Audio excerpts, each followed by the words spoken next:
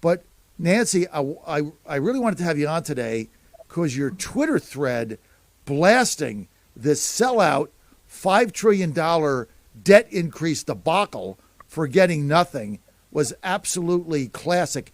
Nancy, I want you to start there.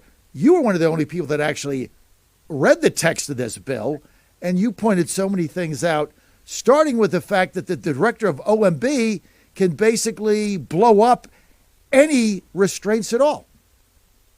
Yeah, that's 100%. We got the text of the bill late Sunday night, John, and I stayed up to almost midnight reading the bill. I got up at 4 a.m. on Monday to read it again to make sure that I understood it, because it's complicated stuff. It's a 99-page bill, which isn't that bad, but to read the fine print, because when you read this bill and you see what's in it, what it does and doesn't do, I'm not going to be a part of selling out my kids and my grandkids for this deal. And quite frankly, John, a clean debt ceiling vote would have been much better than the deal that we got. And, we're going to get steamrolled here. At the end of the day, Republicans are going to get steamrolled on this thing.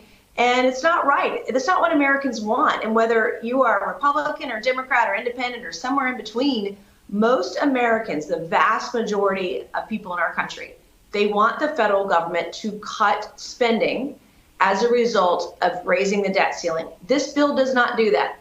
And that is not what the American people want. That's not what the American people deserve. And that's not what the American people are getting in this bill. Well, Nancy, one thing that you just said, I agree with you 100%.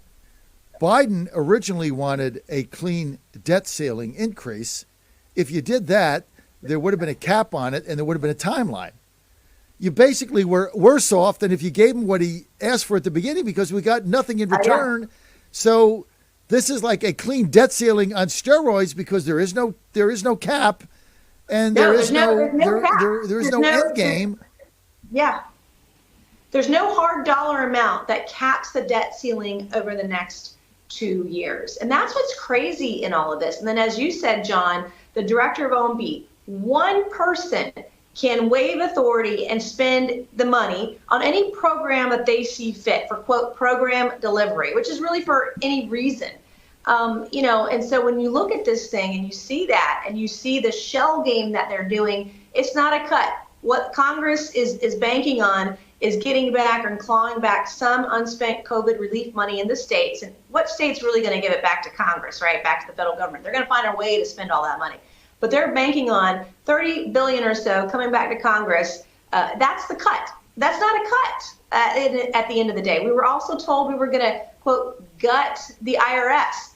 That's not happening either. They cut $1.4 billion from the IRS. So when you're talking about the 87,000 IRS agents, $80 billion, that's like 1%. We're not gutting anything. And so I just think very simply, the other thing too, John, that I want people to know is that this bill puts into law record high spending as the baseline. So pre-COVID, we were spending, just over $4 trillion a year at the federal level. During COVID, we had emergency funding, emergency spending, that emergency programs that were happening because of the pandemic. Okay, we got up to just over $6 trillion. That was a 40% increase over 2 years. And what we are doing with this bill is we are essentially putting into law our baseline, our bottom line for spending annually is at the historical record high COVID levels of spending without COVID. I mean, it's insane to me that they want to pass this bill off as fiscally conservative. It's not at all. And I would encourage my colleagues, if you haven't read the bill, you got a few hours left before we have the vote today, to read the bill to actually see what's in it. We're getting steamrolled here. And you're seeing interviews of progressives talking about how good this deal is for them. This was not a compromise. This was not consensus. And most of America, if they were able to read the bill, wouldn't support it.